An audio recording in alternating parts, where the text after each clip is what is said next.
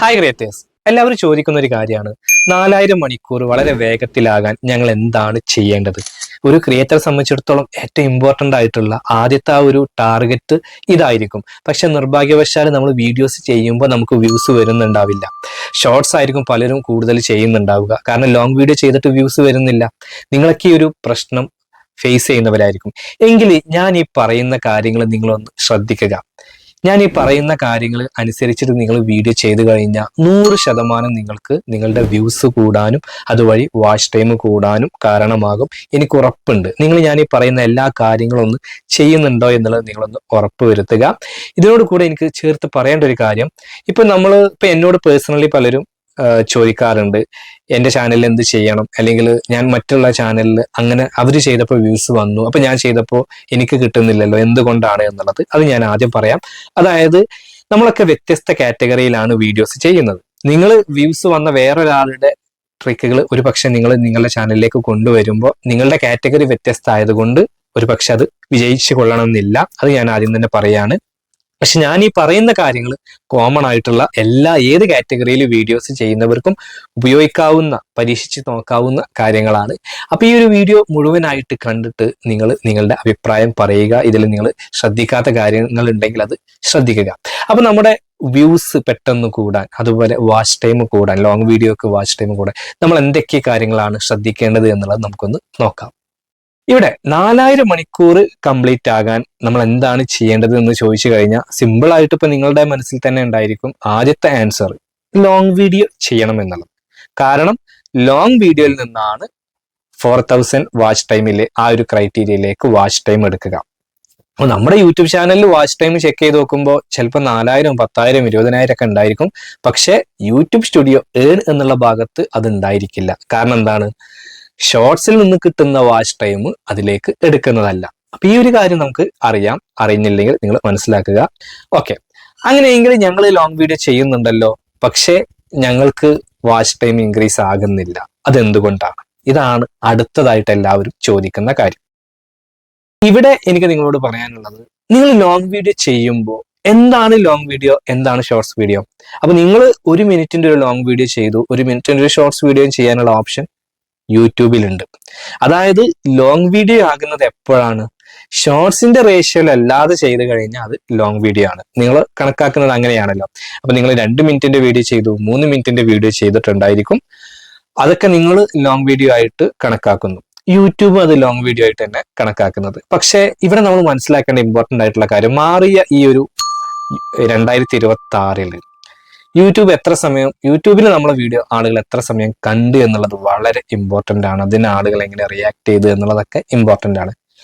അപ്പൊ നമ്മൾ ചെയ്യുന്ന ലോങ് വീഡിയോയുടെ ലെങ്ത് വളരെയധികം ഇമ്പോർട്ടന്റ് ആണ്. നിങ്ങൾ 1 മിനിറ്റ്, 2 മിനിറ്റ്, 16:9 ആ റേഷ്യോയിൽ വീഡിയോ ചെയ്ത് കഴിഞ്ഞാൽ അത് ലോങ് വീഡിയോ ആയിട്ടാണ് നിങ്ങൾ കണക്കാക്കുന്നത്. യൂട്യൂബും കണക്കാക്കുന്നത് അത് തന്നെയാണ്.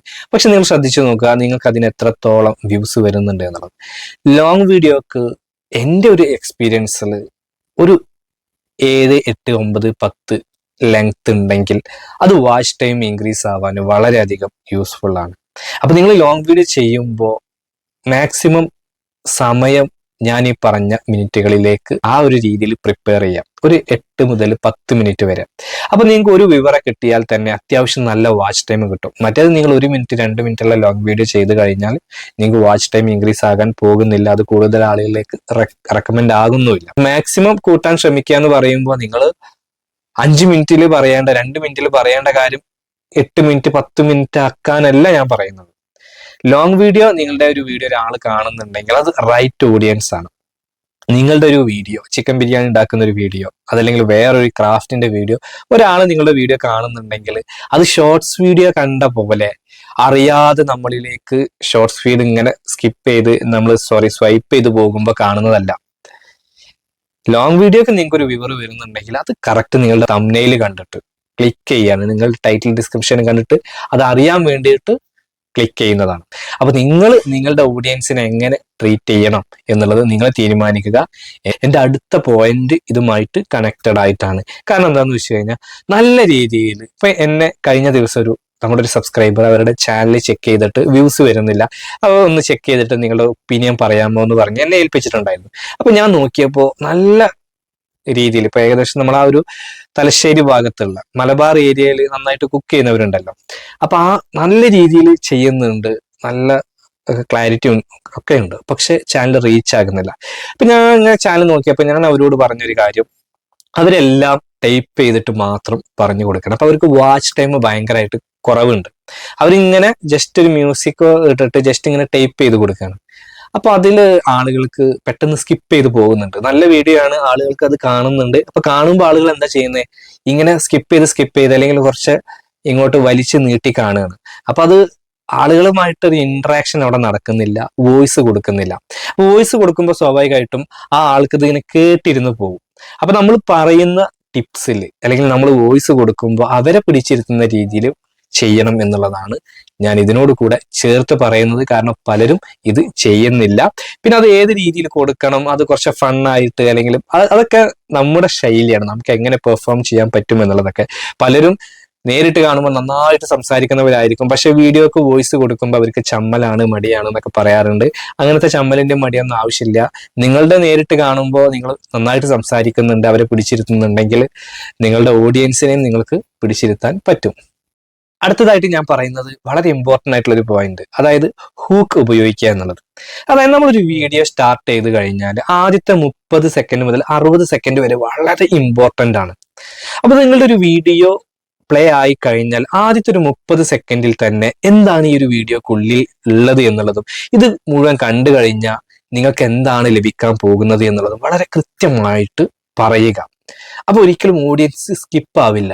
മറ്റേത് നിങ്ങൾ കുറച്ച് വീഡിയോയുടെ ഉള്ളിൽ നല്ല നല്ല കാര്യങ്ങൾ പറഞ്ഞിട്ടുണ്ടായിരിക്കും, നല്ല രീതിയിൽ പെർഫോം ചെയ്തിട്ടുണ്ടായിരിക്കും, പക്ഷെ ഓഡിയൻസ് അത് ആ ഒരു സമയത്ത് എത്തുന്നതിന് മുന്നേ സ്കിപ്പ് ചെയ്ത് പോയിട്ടുണ്ടായിരിക്കും. അപ്പൊ ശരിയായിട്ടുള്ള രീതിയിൽ ഹൂക്ക് നിങ്ങൾ ഉപയോഗിക്കുക എന്നുള്ളതാണ്, ആളുകളെ ഒരു അറ്റൻഷൻ ചെയ്യിപ്പിക്കുക. ഇതിനോട് കൂടെ ചേർത്ത് പറയേണ്ട ഒരു കാര്യം, ഇപ്പൊ നമുക്ക് എൻഡിൽ വളരെ ഇമ്പോർട്ടൻ്റ് ആയിട്ടുള്ള ഒരു കാര്യമുണ്ട് എന്നുള്ളത് അവരെ റിമൈൻഡ് ചെയ്യിപ്പിക്കാം. അതൊരിക്കലും നിങ്ങൾ സ്കിപ്പ് ചെയ്യരുത് എന്നൊക്കെ പറയാം. അപ്പൊ അങ്ങനത്തെ കാര്യങ്ങളൊക്കെ ആ രീതിയിലൊക്കെ പറയുമ്പോൾ ആളുകൾക്ക് അത് മുഴുവൻ കാണാനുള്ള ഒരു ടെൻഡൻസി ഉണ്ടായിരിക്കും. അപ്പൊ ആദ്യത്തെ 30 സെക്കൻഡ് നിങ്ങൾ വളരെ ഇമ്പോർട്ടൻ്റ് ആണ്. അപ്പൊ ആ ഒരു വീഡിയോ നമ്മൾ ആളുകൾ കാണണോ കാണണ്ടേ എന്നൊക്കെ തീരുമാനിക്കുന്നത് ആദ്യത്തെ 30 സെക്കൻഡ് ആണ്. പിന്നെ നിങ്ങൾ ശ്രദ്ധിക്കേണ്ട ഇമ്പോർട്ടൻ്റ് ആയിട്ടുള്ള മറ്റൊരു കാര്യമാണ്, യൂട്യൂബ് ചാനൽ തുടങ്ങി കഴിഞ്ഞാൽ ഷോർട്സ് ചെയ്യുമ്പോൾ വ്യൂസ് ഉണ്ടാവില്ല. ഷോർട്സിൽ നല്ല വ്യൂസ് ഉണ്ടായിരിക്കും, ലോങ് ചെയ്യുമ്പോൾ തീരെ വ്യൂസ് ഉണ്ടാവില്ല. അപ്പൊ നമ്മൾ എന്ത് ചെയ്യും, ഷോർട്സ് ഇങ്ങനെ കൂടുതൽ ചെയ്യും, ലോങ്ങിൽ നിന്ന് നമ്മൾ ഇങ്ങനെ കുറച്ച് ബാക്കിലോട്ട് പോകും, കുറച്ച് മാത്രം ലോങ് ചെയ്തിട്ട് കൂടുതൽ ഷോർട്സ് ചെയ്യാൻ ശ്രമിക്കും. കാരണം ഷോർട്സിന് കുറച്ച് വ്യൂസ് ഇങ്ങനെ വരുന്നുണ്ടാവും.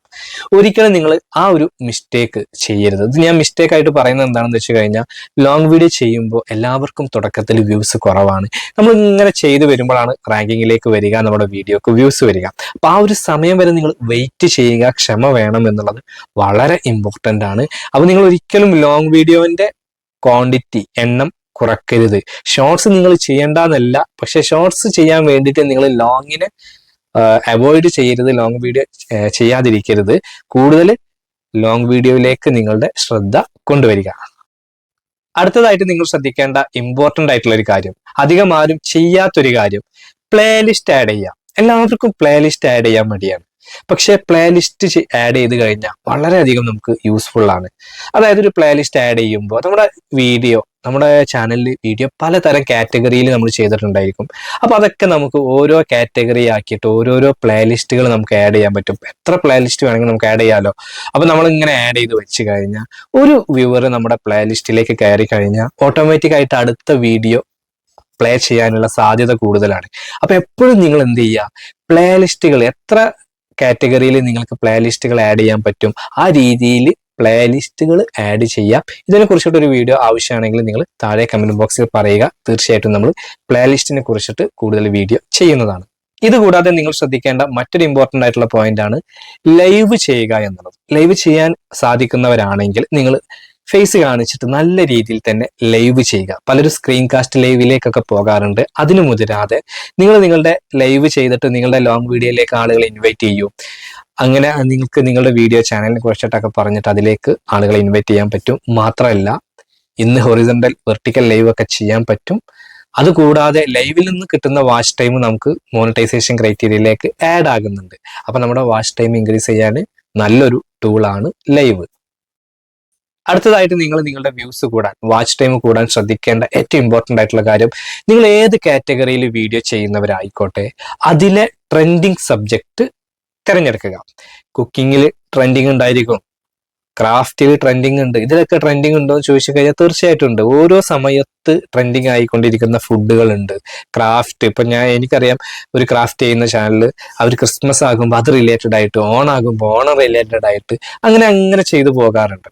അപ്പൊ ആ രീതിയിൽ നിങ്ങൾക്ക് ട്രെൻഡിങ് ആയിട്ടുള്ള, ഇപ്പൊ റംസാൻ ആകുമ്പോൾ അത് റിലേറ്റഡ് ആയിട്ട് ഒക്കെ ക്രാഫ്റ്റുകൾ ചെയ്യുന്നവരുണ്ട്. അപ്പൊ ഏത് കാറ്റഗറി ആയാലും അതിലെ ട്രെൻഡിങ് എന്താണ് എന്നുള്ളത് നിങ്ങൾ അറിയേണ്ടതുണ്ട്. അതിനനുസരിച്ച് നിങ്ങൾ അപ്ഡേറ്റ് ആയിട്ട് വീഡിയോസ് ചെയ്ത് കഴിഞ്ഞാൽ തീർച്ചയായിട്ടും നിങ്ങൾക്ക് വ്യൂസ് വരും, അതുവഴി വാച്ച് ടൈമും വരും. ഇതിനോടൊപ്പം നിങ്ങൾ ശ്രദ്ധിക്കേണ്ട മറ്റൊരു ഇമ്പോർട്ടൻ്റ് ആയിട്ടുള്ള പോയിന്റ് ഉണ്ട്. നിങ്ങൾ കൺസിസ്റ്റൻസി കീപ്പ് ചെയ്യുക എന്നുള്ളത്. നിങ്ങൾ കുറച്ച് ലോങ് വീഡിയോ ചെയ്തിട്ട് പിന്നെ ഇങ്ങനെ ഗ്യാപ്പ് എടുക്കുക, പിന്നെ നിങ്ങൾക്ക് തോന്നുമ്പോൾ ചെയ്യുക, ആ രീതിയിൽ ചെയ്യാതെ നിങ്ങൾ കൃത്യമായിട്ടുള്ള ഇടവേളകളിൽ ഇങ്ങനെ വീഡിയോസ് നിങ്ങളുടെ ചാനലിൽ ഇങ്ങനെ വന്നുകൊണ്ടിരിക്കണം. അപ്പോഴേ നിങ്ങളുടെ ചാനൽ ഒരു സീരിയസ് ആയിട്ടുള്ള ചാനലായിട്ട് യൂട്യൂബ് അംഗീകരിക്കുകയോ കൂടുതൽ ആളുകളിലേക്ക് ഇംപ്രഷൻ പോവുകയുള്ളൂ. അപ്പോൾ കൺസിസ്റ്റൻസി വളരെയധികം ഇമ്പോർട്ടൻ്റ് ആണ്. അവസാനമായിട്ട് നിങ്ങൾ ശ്രദ്ധിക്കേണ്ട ഇമ്പോർട്ടൻ്റ് ആയിട്ടുള്ള പോയിന്റ്, തേർഡ് പാർട്ടി ആപ്പുകൾ ഉപയോഗിക്കാതിരിക്കുക. അതുപോലെ വാച്ച് ടൈം കൂട്ടാൻ വേണ്ടിയിട്ട് കള്ളത്തരങ്ങൾ ചെയ്യാതിരിക്കുക, ക്യാഷ് കൊടുത്തിട്ട് ചെയ്യാതിരിക്കുക എന്നുള്ളതൊക്കെ. നിങ്ങൾ നിങ്ങളുടെ ചാനലിലേക്ക് ട്രാഫിക് കൊണ്ടുവന്നു കഴിഞ്ഞാൽ ഇൻവാലിഡ് ആയിട്ടുള്ള അല്ലെങ്കിൽ ഇതുപോലെയുള്ള തേർഡ് പാർട്ടി സൈറ്റുകളിൽ നിന്ന് ക്യാഷ് കൊടുത്തിട്ടൊക്കെ ചെയ്യിപ്പിച്ചാൽ പിന്നീട് നിങ്ങൾ നല്ല വീഡിയോസ് ചെയ്തു കഴിഞ്ഞാലും നിങ്ങൾക്ക് വ്യൂസ് വരുന്നതല്ല, വാച്ച് ടൈം വരുന്നതല്ല. അതുകൊണ്ട് തന്നെ ഉഡായിപ്പിലൂടെ ക്യാഷ് കൊടുത്തിട്ട് ജെനുവിൻ ആണെന്നൊക്കെ പറയുന്നവരുണ്ടായിരിക്കും. ഒരിക്കലും ആ രീതിയിൽ ചെയ്യാതിരിക്കുക. അങ്ങനെ ചെയ്തു കഴിഞ്ഞാൽ പിന്നെ നിങ്ങളുടെ ചാനൽ നല്ല വീഡിയോസ് ചെയ്തു കഴിഞ്ഞാലും റീച്ച് ആവില്ല.